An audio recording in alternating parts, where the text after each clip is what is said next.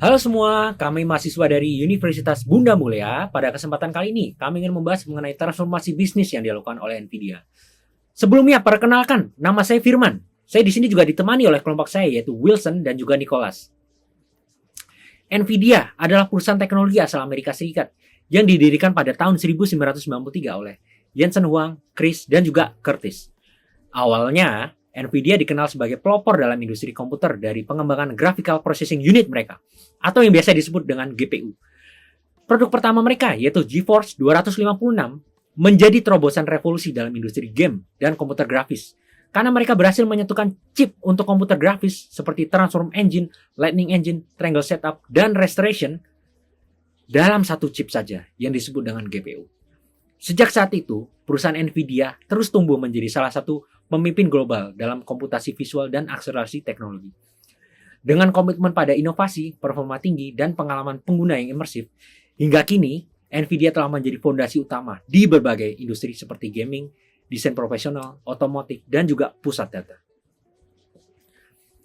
Revolusi yang dilakukan Nvidia selanjutnya adalah peluncuran Compute Unified Device Architecture atau CUDA, di mana dengan CUDA ini, GPU dapat dimanfaatkan untuk berbagai fungsi komputasi dan tidak hanya terbatas pada komputasi grafis, misalnya seperti simulasi, kalkulasi, analisis, dan lain sebagainya. Tapi revolusi CUDA inilah yang menjembatani artificial intelligence dapat diwujudkan. Hingga saat ini, perusahaan AI mengandalkan CUDA untuk melatih model AI mereka. Dalam satu dekade terakhir, dunia menyaksikan ledakan teknologi AI. Mulai dari pengenalan wajah, mobil otonom, hingga chatbot seperti ChatGPT. Semua teknologi AI ini membutuhkan komputasi paralel berskala besar, dan disinilah GPU Nvidia menjadi tulang punggung utama. Perusahaan seperti OpenAI, Google, Meta, Amazon, Microsoft, dan semuanya mengandalkan GPU Nvidia untuk melatih model AI mereka. Hal ini berdampak langsung pada bisnis Nvidia. Pendapatan mereka melonjak dari 11 miliar dolar di tahun 2020 menjadi 60,9 miliar dolar di tahun 2024. Kapitalisasi pasar Nvidia saat ini bahkan melampaui hampir 3,5 triliun dolar dan harga sahamnya meningkat lebih dari 10 kali lipat hanya dalam 5 tahun. Dari awalnya fokus ke gaming, kini Nvidia menjadi pemasok infrastruktur AI terbesar di dunia.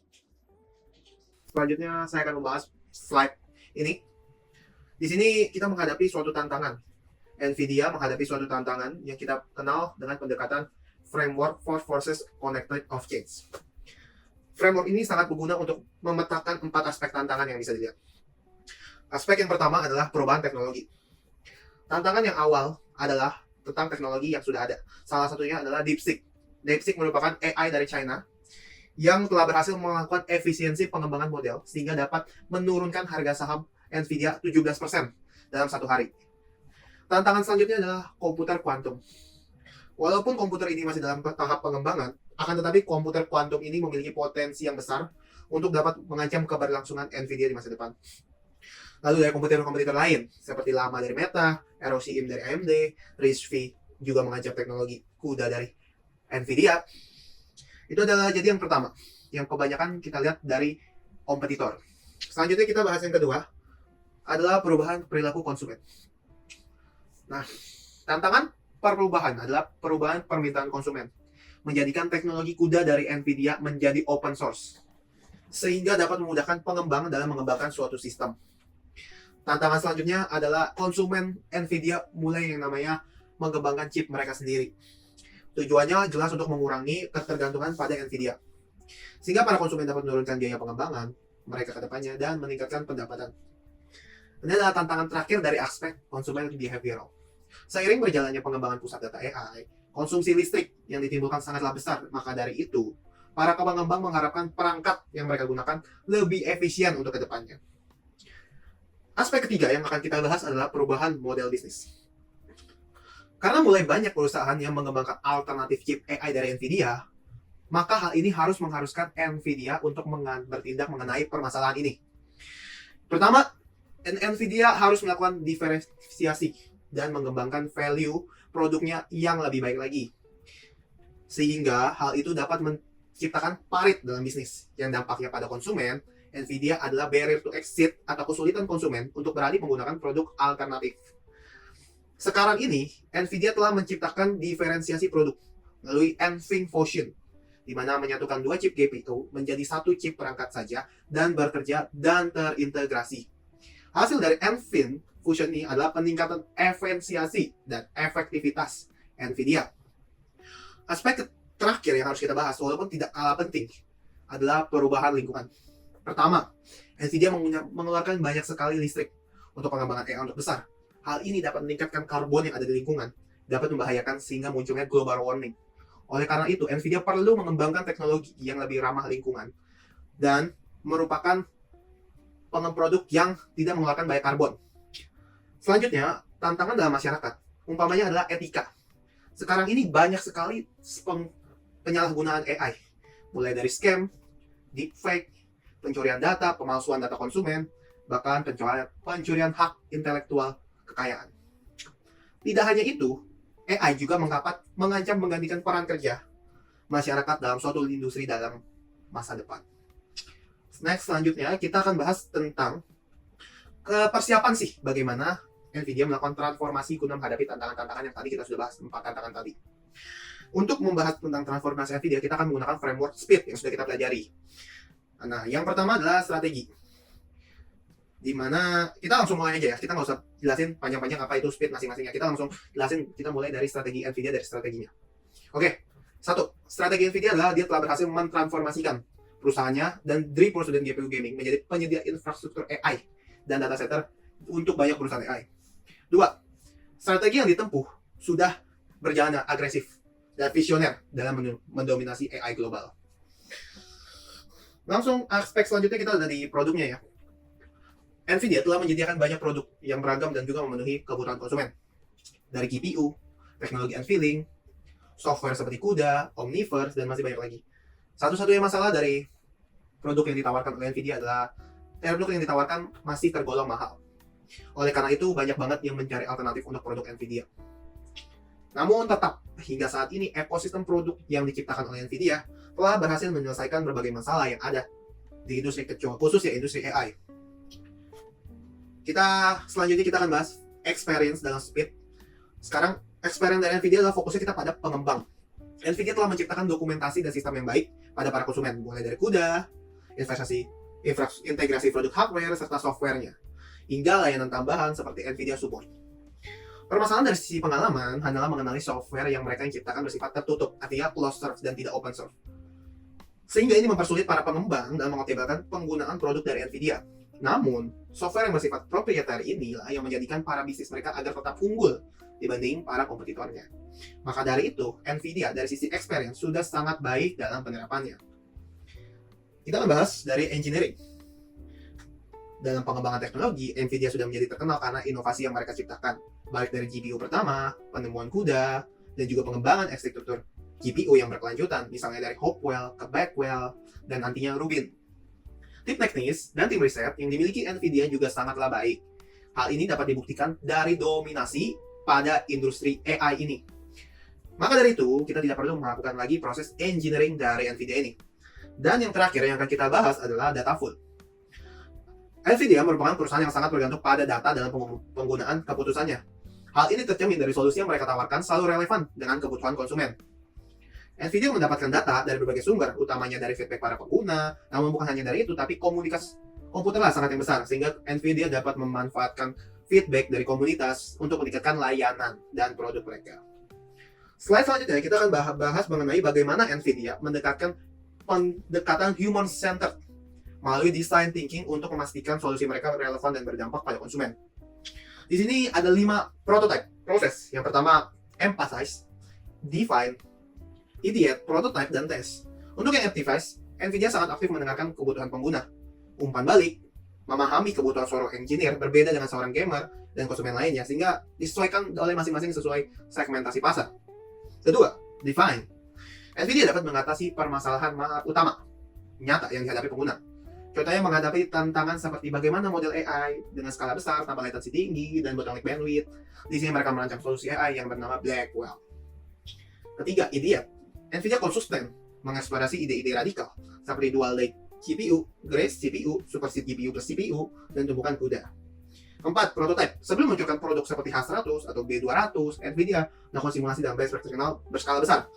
termasuk pengujian dalam penggunaan beta untuk memastikan kualitasnya. Terakhir, tes.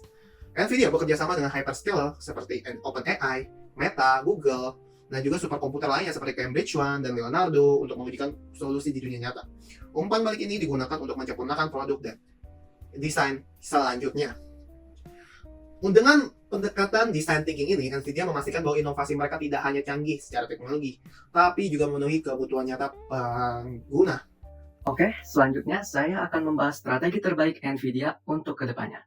Jadi, seperti yang terlihat pada slide ini, di sini ada 3 strategi utama yang dapat diambil perusahaan untuk tetap kompetitif, yaitu dari D3 model. Di antara lainnya itu ada Defend, Differentiate, and Disrupt.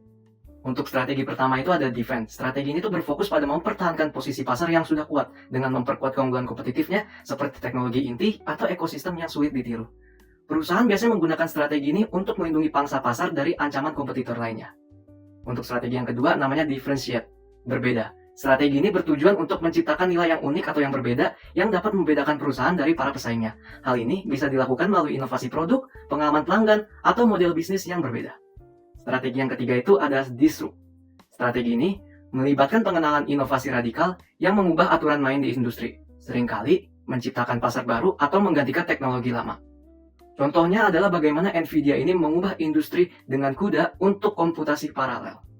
Dari ketiga strategi ini tuh saling melengkapi, tetapi pilihan strategi biasanya tergantung pada posisi perusahaan di pasar dan tantangan yang akan dihadapinya. Maka dari itu, untuk NVIDIA ini, mengingat NVIDIA saat ini adalah pemimpin pasar dalam infrastruktur AI, strategi defend atau bertahan adalah pilihan yang paling tepat untuk mempertahankan dominasi mereka. Strategi ini berfokus pada penguatan keunggulan teknologi inti NVIDIA, khususnya CUDA dan arsitektur GPU, serta memperdalam ekosistem agar konsumen sulit beralih ke alternatif lainnya. Berikut adalah peta jalan transformasi dalam 3 fase. Fase yang pertama adalah penguatan dan fondasi yang berlangsung selama 6-12 bulan. Tujuannya adalah untuk memperkuat posisi AI dan meningkatkan pengalaman developer. Inisiatif yang dilakukan adalah, yang pertama itu meluncurkan literasi baru toolkit CUDA dengan fitur yang lebih stabil dan mudah digunakan. Bisa juga dapat meningkatkan produk arsitektur Blackwell untuk memenuhi permintaan pasar dan mengatasi kendala rantai pasokan. Selanjutnya itu ada memperluas fitur NVIDIA AI Enterprise untuk menarik lebih banyak pelanggan-pelanggan enterprise lainnya. Terakhir, menyediakan program dukungan developer yang lebih baik seperti pelatihan dan sumber daya gratis. KPI yang dapat dilihat adalah dengan skor kepuasan developer CUDA yang meningkat 10%, pangsa pasar Blackwell dalam akselerator AI yang lebih dari 75%, pertumbuhan langganan NVIDIA AI Enterprise bertambah 50% dari tahun ke tahun, serta jumlah developer aktif dalam program NVIDIA meningkat sebesar 20%. Untuk fase yang kedua, itu adalah fase pendalaman ekosistem dan kinerja yang berlangsung selama 12-24 bulan. Tujuannya adalah untuk memperdalam keunggulan kompetitif melalui inovasi dan ekosistem yang tak terpisahkan. Inisiatif yang dilakukan adalah dengan meluncurkan arsitektur GPU baru seperti Rubin dengan peningkatan performa dan efisiensi energi yang signifikan, pengembangan pustaka perangkat lunak seperti NVIDIA NIM atau NVIDIA Inference Microservice untuk mendukung model AI terkemuka, melalui program chip semi-custom dengan hyperscaler untuk mempertahankan beban kerja utama, serta meningkatkan pelatihan dan sertifikasi developer untuk memperkuat loyalitas terhadap CUDA. KPI yang dilihat itu adalah, yang pertama, peningkatan performa antara arsitektur Rubin dan arsitektur Blackwell pada benchmark yang mencapai lebih dari 30% peningkatannya.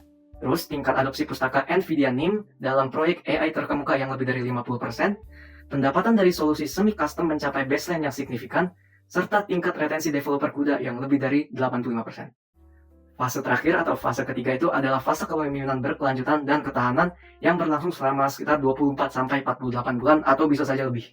Tujuannya adalah untuk memastikan kepemimpinan jangka panjang dan ketahanan terhadap disrupsi pasar. Inisiatif yang perlu dilakukan adalah memulai R&D untuk arsitektur GPU pasca Rubin, fokus pada efisiensi energi dan pengemasan yang canggih, memperluas jejak manufaktur global untuk meningkatkan ketahanan rantai pasokan, berpartisipasi dalam badan standar industri untuk mempengaruhi standar masa depan sesuai kekuatan NVIDIA itu sendiri, serta mengoptimalkan total cost of ownership atau TCO untuk pelanggan besar melalui kombinasi perangkat keras dan lunak. KPI yang dapat dilihat itu adalah pencapaian tonggak R&D untuk arsitektur pasca Rubin, pengurangan risiko konsentrasi rantai pasokan sebesar 20%, pangsa pasar akselerator pusat data tetap lebih dari 74%, dan juga studi kasus TCO menunjukkan keunggulan dibandingkan kompetitor. Dengan strategi defense ini, Nvidia tidak hanya mempertahankan posisi mereka, tetapi juga menciptakan ekosistem yang semakin sulit ditembus kompetitor, menjadikan platform mereka pilihan utama bagi developer dan enterprise. Baik, itu tadi pembahasan kami mengenai transformasi bisnis Nvidia dari pelopor GPU gaming menjadi raksasa infrastruktur AI global. Melalui inovasi seperti CUDA, pendekatan design thinking yang berpusat pada pengguna, dan strategi defense yang kokoh, Nvidia telah menunjukkan bagaimana visi yang agresif dan adaptasi terhadap tren teknologi dapat mengubah industri ini. Kami dari kelompok Universitas Bunda Mulia berharap video ini memberikan wawasan tentang bagaimana perusahaan tetap dapat relevan di era digital yang dinamis ini. Terima kasih atas perhatiannya dan sampai jumpa.